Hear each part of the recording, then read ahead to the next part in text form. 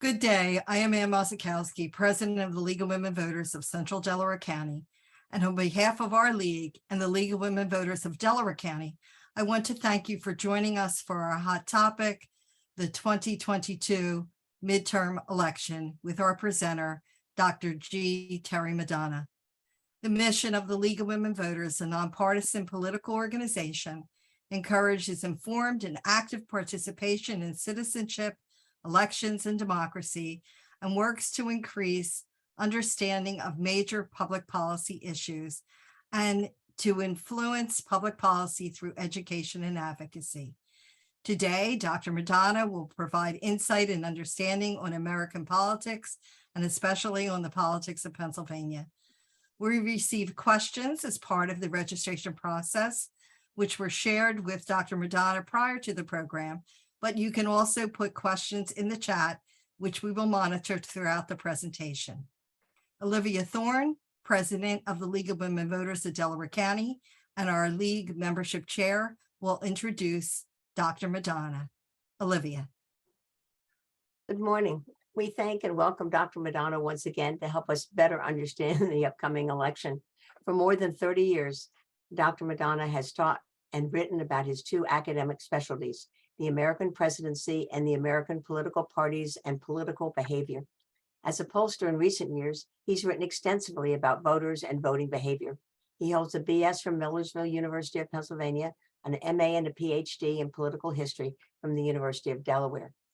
He's returned to Millersville University as a senior fellow for political affairs after being at Franklin and Marshall College from 2004 to 2020. Dr. Madonna founded the Keystone Poll in 1992 at Millersville University, the oldest survey produced exclusively in Pennsylvania. And in 2008, the Keystone Poll was renamed the Franklin and Marshall College Poll. He's also the host of the Pennsylvania Newsmakers, a weekly statewide news and commentary program. And both Ann and I have looked at it recently, and we will get a link out to you all because it's something you really should watch. It is terrific. Dr. Madonna has received numerous awards and honors. He is a recipient of the Distinguished Professor Award by the Pennsylvania Department of Education, the President's Medallion at Millersville University, and a special commendation for scholarship and leadership from the Board of Governors of the State System of Higher Education. Additionally, he's been named an Outstanding Speaker of the Year by the Speech Communication Society of Pennsylvania and has been awarded a Lifetime Achievement Award by the Central Pennsylvania chapter of the American Society of Public Administration. And he served as a Commonwealth speaker by the Pennsylvania Humanities Council, and was given the Daniel Roselle Award by the Middle States Council for Social Studies. I could go on, but I know we want to hear what he has to say. So, Dr. Madonna, I turn it over to you. Yeah, thank you for the kind introduction. All right, this is, as I like to say, this is not easy, but for the last next half hour, 45 minutes or so, you're not a Democrat, you're not a Republican, you're not a liberal, you're not a conservative. As I like to say, welcome to my world. So let me start out with a little midterm history to provide some perspective on what I'm going to end up getting into. We have had 19 of these midterm elections since the end of World War II. 19. The party that has held the presidency has lost 17 of them. I'm going to let that sink in. 17 of them. And some of the seat losses have been huge. Remember a guy named Barack Obama, obviously president of the United States. He was elected in 2008. And in 2010, for his first midterm, something was going awry in the economy. It was called the Great Recession. His party, I think you know which party that is, lost 63 seats in the House of Representatives. Massive loss. Then there's a guy named Donald J. Trump. If you don't remember who he is, watch the January 6th Select Committee of the House and you'll get filled in on who he is. I'm joking, obviously, but at any rate, he was elected in 2016, and 2 years later in 2018, his party lost 40 seats in the House. So for the most part, it's the economy that has driven. So I said 17 of 19. Well, what about the two in which the party that's held the presidency has picked up seats? Bill Clinton, 1998, +5 in the House. George W. Bush in 2002, +8. The other point I want to make about this, a loss in the midterm election does not demonstrate, prove that you cannot win re-election. I'm not saying that can't be totally unrelated, but in many respects they are not. So that's really point number one. Let me go to point number two. Historically, midterms are a referendum on the president of the United States. And if a president's job performance is below 50% positive, that often means bad news, bad times for the incumbent president's party. The fact of the matter is that as I speak with you now, Joe Biden's overall job performance has varied by a point or two, but it's 42, 43% positive, well below the 50% mark. And if we take a look at a couple of the big issues, let's take a look at the economy. His job performance on handling the economy is about 38% positive. And on another big issue, immigration, it's about 34% positive.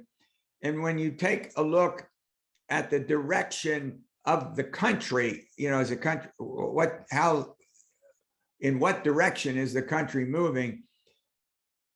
The right direction is under 30%. So typically then you would think that this is going to be a disaster for the president's party.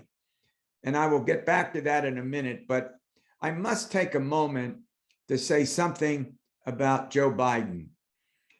Joe Biden was born in Scranton, Pennsylvania, as I'm sure many of you know.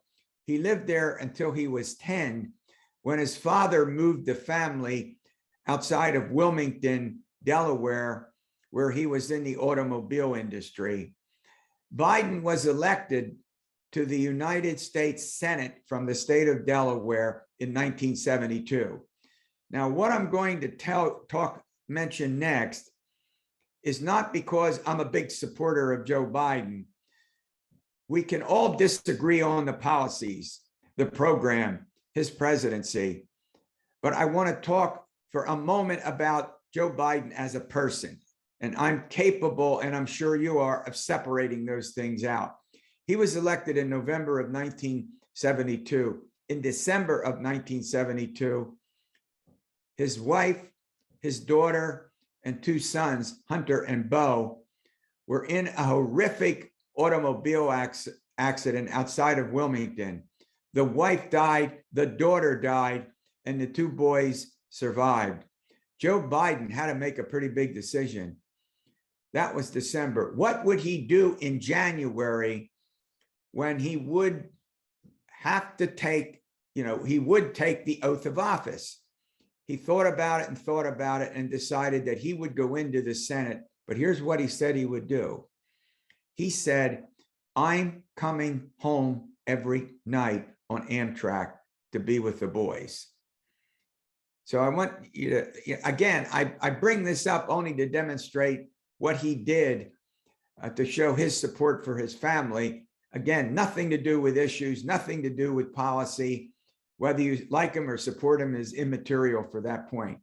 Now, let me tell you something about his relationship to PA. Delaware gets its television from Philadelphia. I think many of you know that, who live where you live, down in Delaware County. Philadelphia. Philadelphia's television covers the state of Delaware. It also covers the suburbs of Philly, Buckchester, Montgomery, and Delaware counties, goes up into the Lehigh Valley.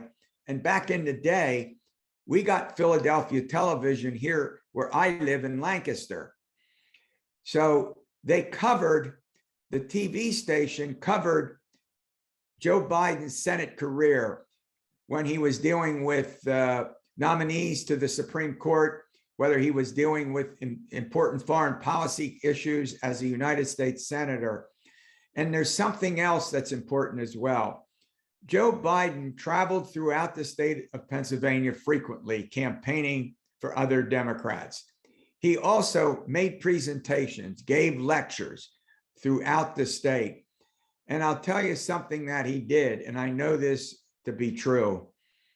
I don't think there was a single event he gave in Pennsylvania where he didn't stand up before the audience and say, I was born in Scranton. I'm a Pennsylvania boy. He loved to promote that. So when he runs for the presidency and gets elected 2 years ago, he carried our state by 80,000 votes, 80,000 votes.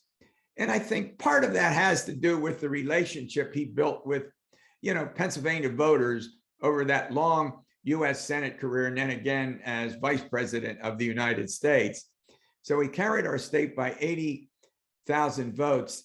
And I hope you're all seated out there. He won the 4 Philadelphia suburban counties, Bucks, Chester, Montgomery, and Delaware, by more than 170,000 votes. A Democrat. I can remember a decade ago when the suburban counties were Republican, many of them business folks, who had small operations, retail, manufacturing, and or who worked in the city and commuted every day. Well, that's all changed now. All 4 Philadelphia suburban counties have what? They have Democratic edges over the Republicans. And that's been a big, big, big change that's taken place in the last 4 or 5 years. And you know what? That's heavily driven by college-educated women. There's a big gap between college-educated voters more likely to be D's and non-college educated voters more likely to be R's. But there's another component to it, and that's the number of millennials, now about 23 to 38, 39, who also live in the burbs, and they tend to lean more towards the Democrats. They tend to be more liberal on social issues like abortion and gay marriage, for gun control, for climate change legislation. And so the Philly burbs have really done a huge reversal in terms of their political tendencies. Now, I want to say something else. Joe Biden won 306 electoral votes. You need 270 to be elected president. He won by more than 7 million votes. So I do not understand the critics who follow President Trump, who believe that there was, quote, widespread corruption and that Biden was illegitimately elected president of the United States. In our state, for example, yes, there's some evidence there was some fraud. Yes, there was some evidence that there was ballot harvesting when you talk about using the drop boxes and some other irregularities. But the Department of State in PA, responsible for the elections, did 2 investigations, and many counties did investigations of their own. So the point I want to make is, I'm not denying that there was some fraud and some irregularities, but they would not have overturned the elections in the state. That's the point I'm trying to make. And that's where I differ from some of my friends who think, along with Donald J. Trump, that there was widespread corruption. And I just don't think that that works. All right. So is this going to be a referendum on the president of the United States? I think in some respects, no. But before I get into that, I want to make a couple of general comments about Congress and the Senate. And then how can I not talk about Oz and Fetterman and Mastriano and Shapiro? So let me start with this. You need 218 seats as a majority in the House. The Republicans have and there are people who are dropping out, and not all the time. The last time I looked, the Republicans would need 5 seats to capture control of the United States House of Representatives. I presume that many of you are familiar with Nate Silver and the 538 blog. That's a reliable independent source that I frequently consult. As I speak to you right now, Nate Silver believes that the Republicans are more likely than not to win control of the House of Representatives. We're not talking about, he's not arguing big sweep, 20, 30, 40 seats. He's talking somewhere in the neighborhood of 8 to maybe 15, something in that range. So it's still pretty narrow, if you get my drift. Now, of the states, of the districts that are being watched, there are 3 in the state of Pennsylvania that are getting a good bit of attention. Let me go to the 7th Pennsylvania district, Susan Wild.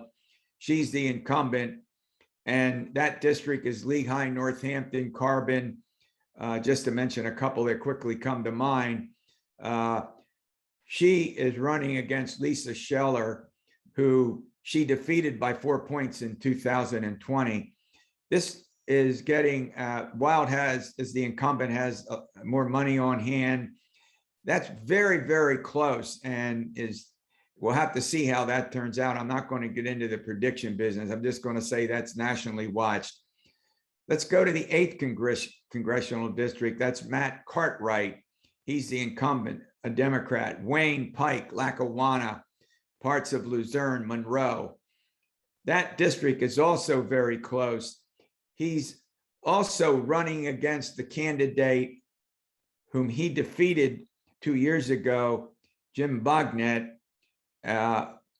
who only lost by 4 points. So there's a second race, the 7th and the 8th. And now I want to go way out to Beaver County and parts of Allegheny County, where we have Connor Lamb's seat. You may recall that Connor Lamb, he's in the House of Representatives, didn't seek re-election because he ran in the Democratic primary for the United States Senate and lost to John Fetterman.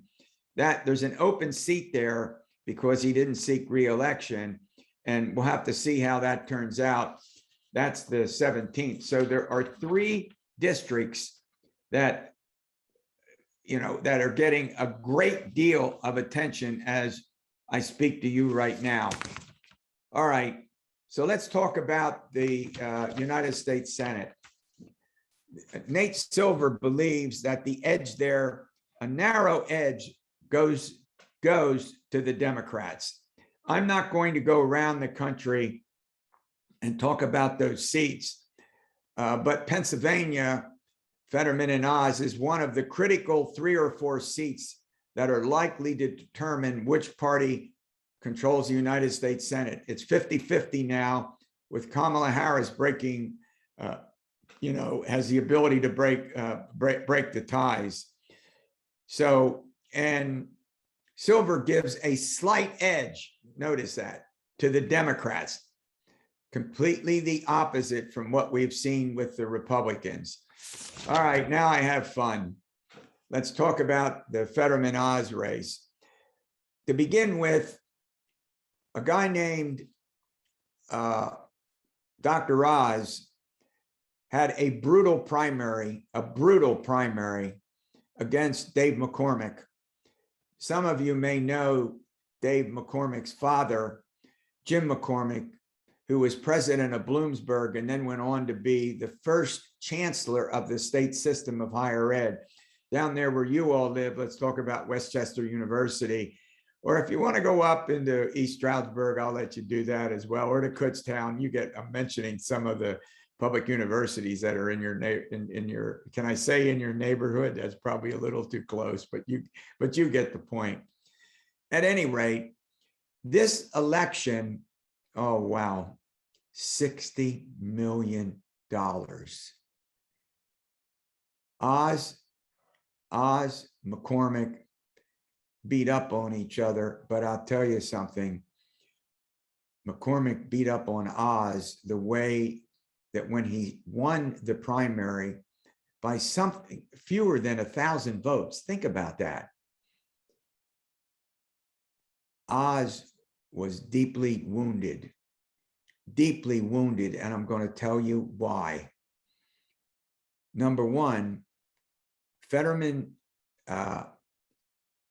McCormick made the argument that Oz was a candidate who didn't live in the state of Pennsylvania. He was a TV star. He called him Dr. Hollywood. He called him, and boy, did this stick for a long time, the carpetbagger.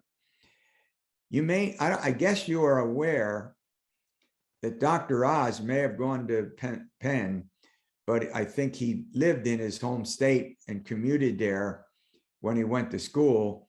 So he did not have a residence in the state of Pennsylvania when he decided to run for the United States Senate. He also has dual citizenship with Turkey. And in 2018, voted in a Turkish election. He has not renounced his dual citizenship, but he has said, if elected, he will renounce it and give it up. He also tried to mitigate the fact that he did not have a residence in the state. Last year, in the local, in the municipal, county, and other statewide elections, he voted at his in-laws' property in Montgomery County. He now has purchased a home in the Southeast. So he starts off double digits behind John Fetterman. And he has this TV persona. There's no doubt about it. And a way to communicate with people, basically because of all those years on the TV show. So now what I'm trying to say is, I've been doing this more years than I'm willing to admit. And I've never seen a campaign with two more interesting, fascinating personalities than Dr. Oz and John Fetterman. Hey, we had two gentlemen down in your neck of the woods who were major statewide office holders who had pretty unique personalities. Could I mention Ed Rendell? Could I mention Arlen Specter? You get the point, right? They never shied away from an interview and never shied away from expressing their point of view, did they? They were very open about their things, including their health problems, by the way. All right, I got to talk about Fetterman. He is best known for his appearance. He used to weigh over 400 pounds. He lost a couple 100 pounds. He also is known for a hoodie. I had no clue what that was until it was explained to me about the hoodie that he has on his sweatshirt. I never referred to it in that way. Baggy shorts and a lot of tattoos. And the point I want to make about this is, this guy is very comfortable with that. That's who he is. You following me? He doesn't feel odd at all about dressing that way. And the one thing that he does have is the ability to go out and communicate with the average folks, with ordinary people. And he does that quite well. All right, just as we've had positives about both Oz and Fetterman, let's go to the negatives about Fetterman. Number one, Fetterman went to graduate school at Harvard, so much for the common man.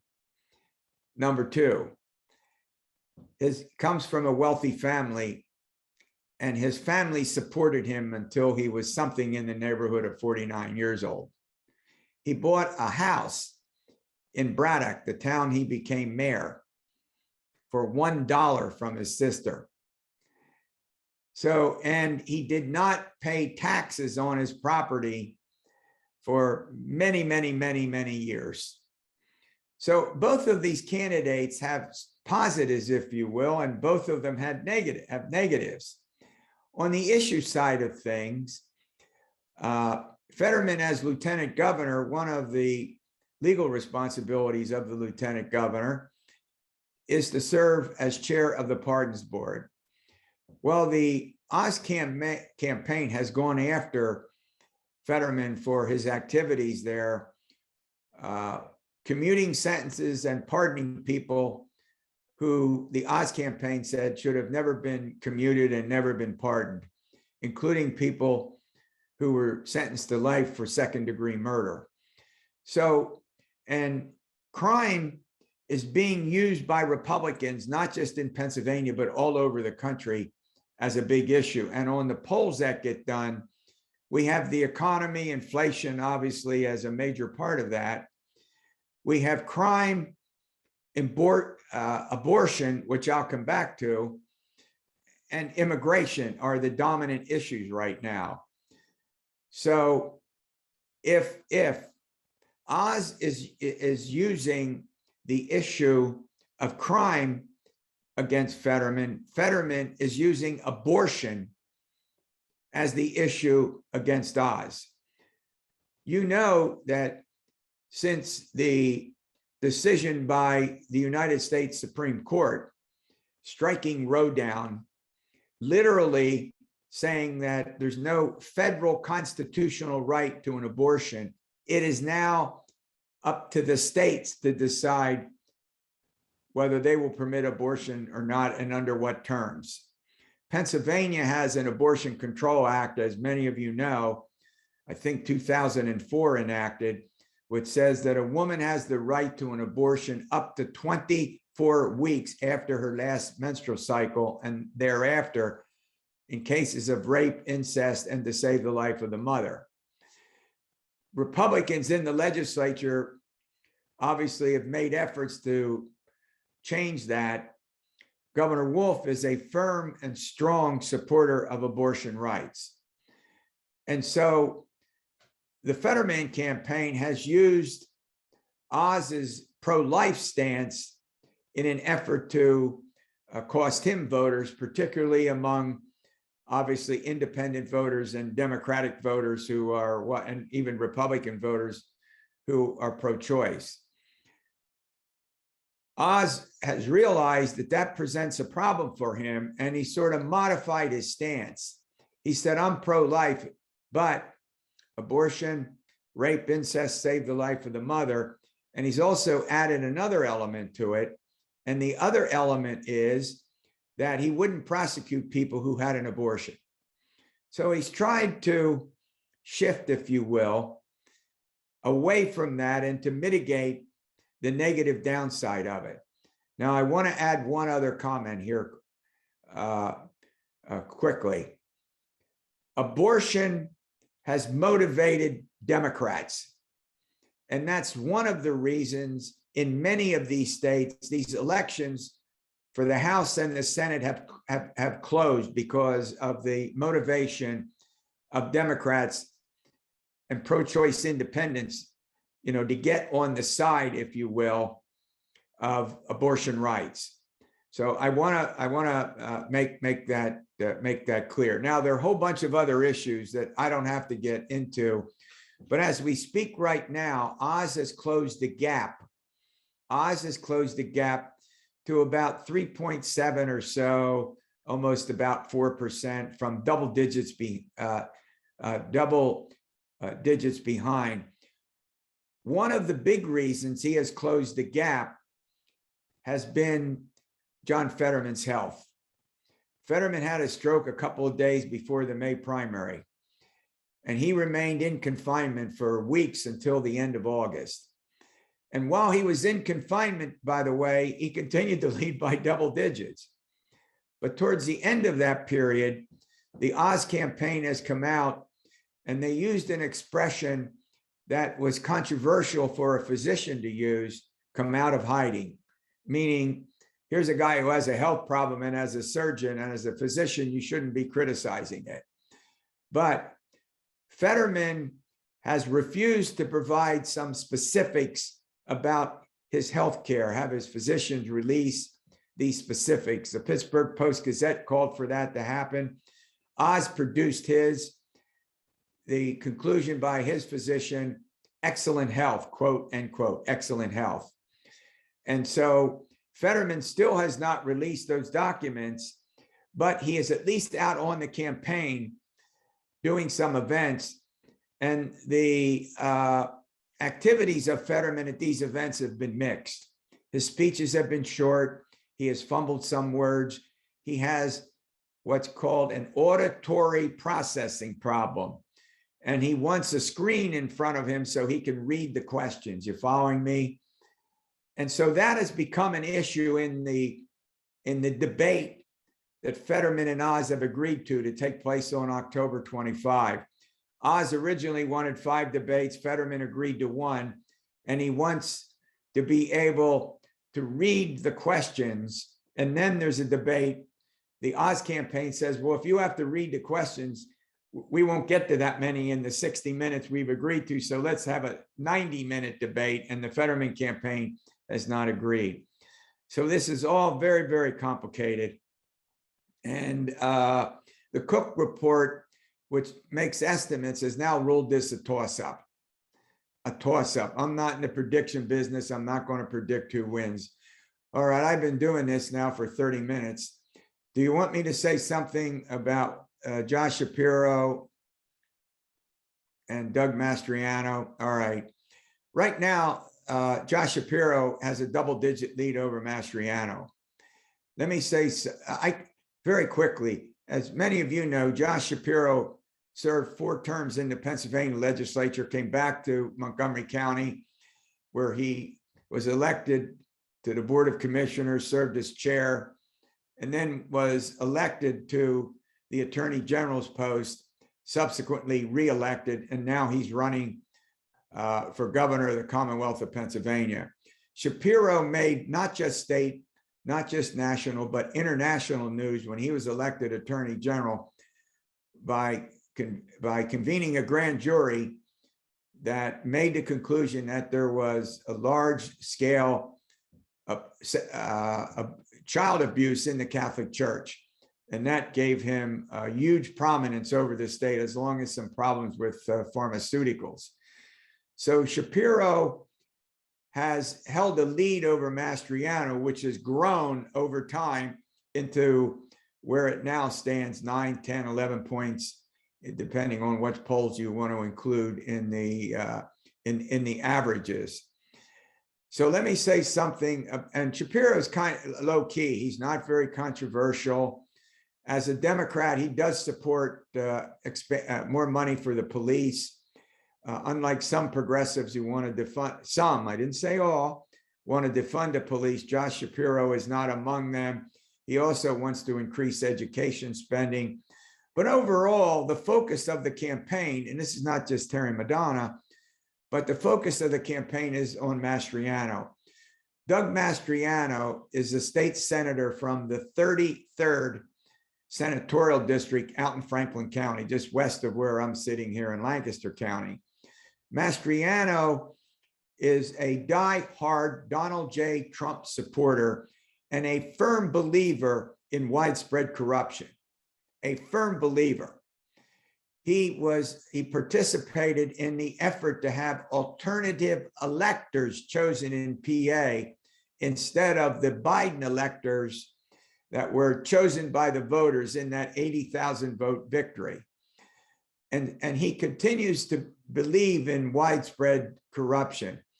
He has he also took a couple of buses down to Washington, D.C., to the Capitol on January 6th. Now, in fairness to him, he did not enter the Capitol. Is that clear? He did take the buses a little bit beyond where he should have, but he did not enter the Capitol. I want to be fair about that. He also has some other positions that aren't popular with most voters in this state. And some of them have to do with, if you commit an abortion, is that murder? And you've all heard that. You've heard some of these other positions that I don't.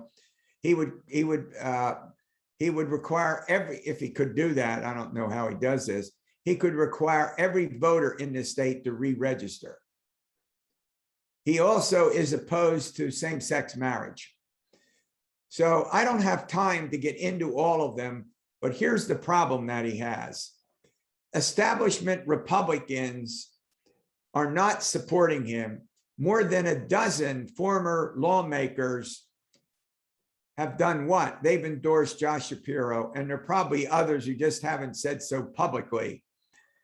And so Mastriano's problem is how to expand his base, particularly where you live, into the suburbs. You just cannot win an election on rural and small town voters.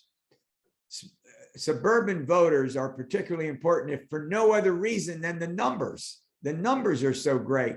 I'm not just talking about where you live, but how about the suburbs of where I live? I live in a suburb of Lancaster City. How about Harrisburg? How about York? You get the point. And he's been unable to expand his base, and that's his biggest problem. I have to tell you one other interesting fact. A photo emerged showing him about 4 or 5 years ago wearing a Confederate, he's an Army colonel, wearing a Confederate uniform at an Army War College event, wearing a Confederate uniform. What can you say about slavery and disunion? Oh, no, it gets worse. The 33rd State Senate District, Franklin County, I hope you're seated, includes a place called Gettysburg. I'm gonna let that sink in a minute. You know, that's one of the big ironies, if you will. Now, there's so many other things that I did not say, and I've overdone my welcome here, and I'll stop and do whatever questions you have, or I can go home. Oh, I am home. I can't go home. Are there any Republican-held House seats in PA where Democrats haven't? I think the question's about state House seats. I'm not following that closely enough. I'm going to be candid with you. I've been focusing on the congressional races, the Senate race. There's only so many things that I can do. Cheney University is in Delco. Yeah, did I say it wasn't? Did I say, I don't think I just, yeah, it's one of the state system universities. Yeah. I spoke there on many occasions back in the day. What technique are you using gathering for young adult voters who don't have landlines and rarely answer their cell phone? Well, that's a good question. I mean, what do people do? Well, one of the things that you do, you can do repeated phone calls. You do repeated phone calls, and then you could statistically adjust the poll by what we call weighting the polls. The other problem that existed in the past couple of election cycles, even though it's not the question, is guess what? Guess what? Under counting, estimating Republicans. Did Republicans not do what? Would Republicans not talk to pollsters, as some believe? Did more Democrats want to be interviewed than Republicans? I mean, this is an issue that's come up from time to time. All right, Jack Nagel, sorry, I meant US House seats. Yeah, I'm basically, as I indicated before, looking at the 7th and the 8th, I talked about that, and the 17th to see how that all works out. Oh, is that it? Am I getting done? No, she says.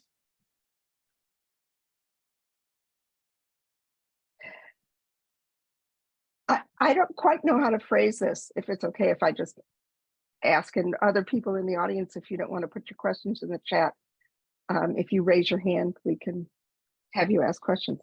But what is the effect of people openly talking about having a white Christian nation in campaigns? The nationalist view of, yeah. Well, he sort of walked away from that by saying, I'm not a Christian nationalist. I mean, he's tried to move away from that. And there's another thing that I didn't point out that also is a problem. He was interacted with and paid, I think, a consulting fee of $5,000 to an organization known as GAB. That's an anti-Semitic organization, clearly anti-Semitic.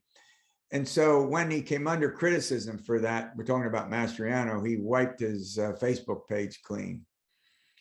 So that's another, I mean, here's what he, in all fairness to him, here's what he's done lately. He's tried to move away from the past, talk about the economy, talk about deregulation, talking about what issue are Republicans talking about? Crime.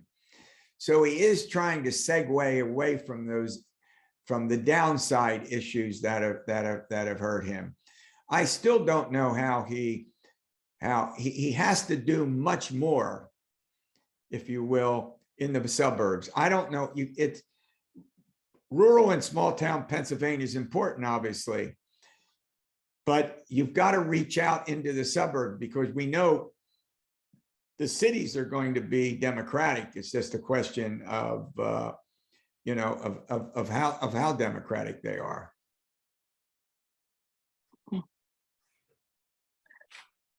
Anne, do you have any questions from your list? I'm unmuting. I see Marita has a hand up. Marita, do you want to ask a question? Oh, I'm sorry. Sure. I have a question. How can we find out who were the Pennsylvania legislators who corruptly signed the election certificates during the attempt to go to Harris to the United States and not have our correct? Yeah. I mean, that's a good question. I don't know. Do you think the Department of State would have that data? I mean, that they keep all the voting records. You may want to Google it and see if some reporter, that was covered by the press. So, You think so? I'm sorry. I've been watching the press a long time and I never saw any kind of list like that. Talking about the alternate electors. Yeah, roast people. Yeah. I honestly don't know. I mean, maybe the Department of State but it wasn't a voting issue, so they may not have had it. But I can't believe that some reporter didn't. All right, I'm going to move on. Do you think Biden should or will run for office again? Whether he should run is up to him. He has hinted that he is going to run to more than one person, and he has indicated earlier that he will run. Now, you would not expect him to do or say anything before what? Before the end of the midterm elections. And so don't expect any announcement in a couple of weeks until the election. I think it probably has as much to do with his health. You can tell that he has some kind of health issues just by his demeanor and the way he comports himself, whatever that might be. I'm not going to speculate on that. So we'll have to see whatever he does, if he runs or he doesn't run. Obviously, Kamala Harris, I'm not going to get into who would, could replace him. He does have this low job performance, but we'll have to see what happens on the Republican side. Is there any truth in the Republican ads stating that Fetterman has been sued many times for non-payment of his taxes? I thought that he had been sued, I don't know how many times, by the people who were due the taxes, the government entities that were due the taxes. And that also, I think, has hurt him. I don't think there's that. What do you think the recent hearing yesterday will have on the PA governor and Senate race? I mean, I'll be very candid with you. The select committee, in my humble judgment, should have waited until after the midterm to do this.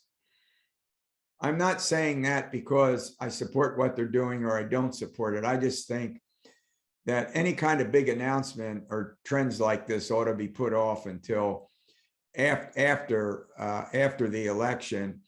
And I don't know that it's going to have a big impact. Here's one thing to understand.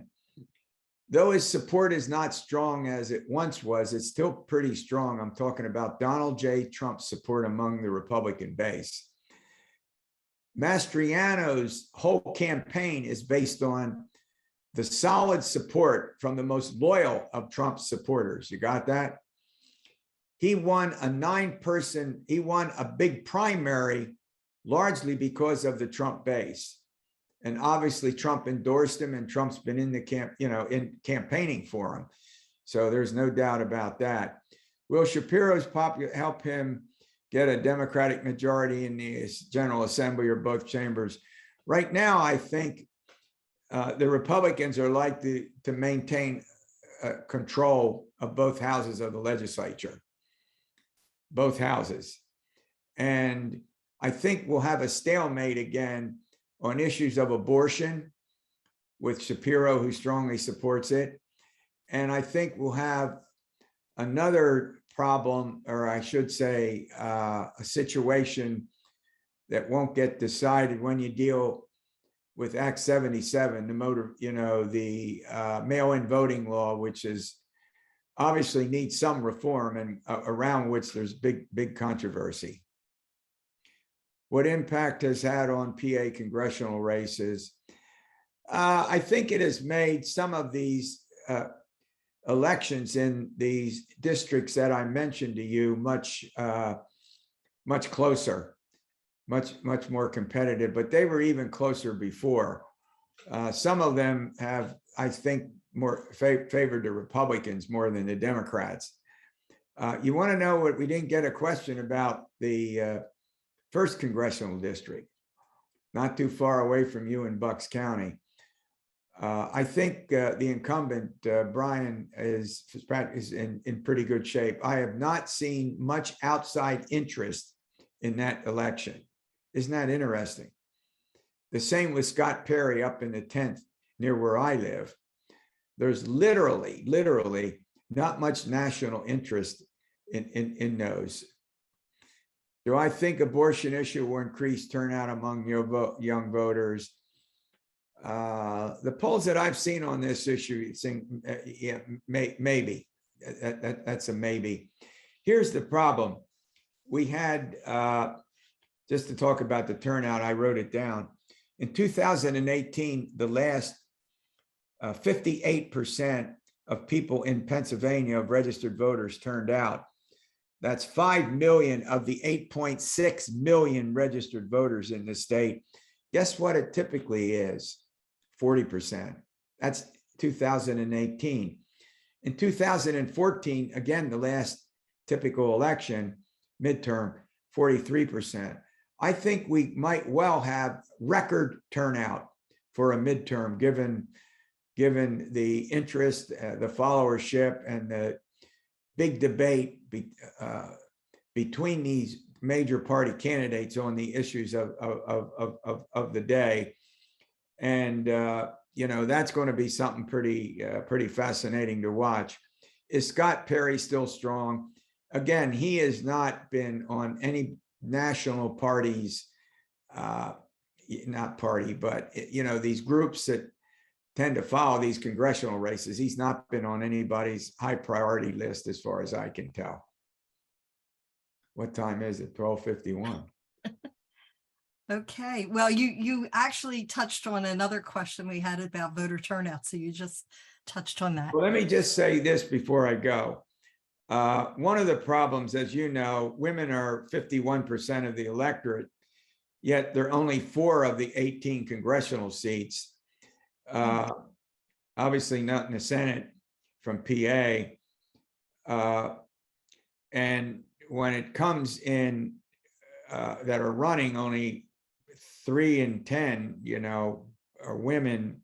They're 51% of the voting age, and they're more Democrats than Republicans.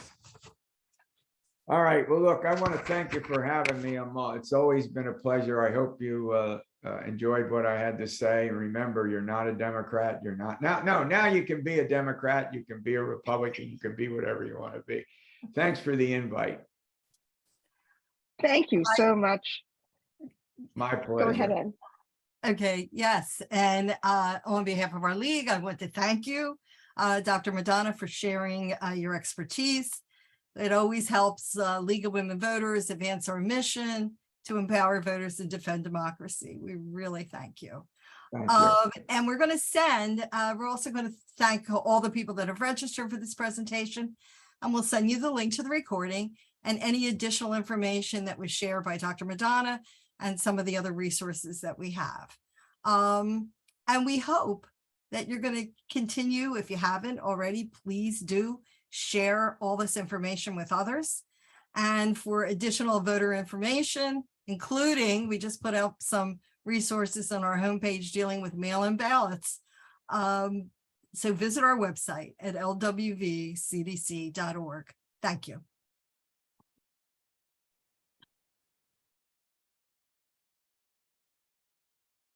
Thank you. Bye.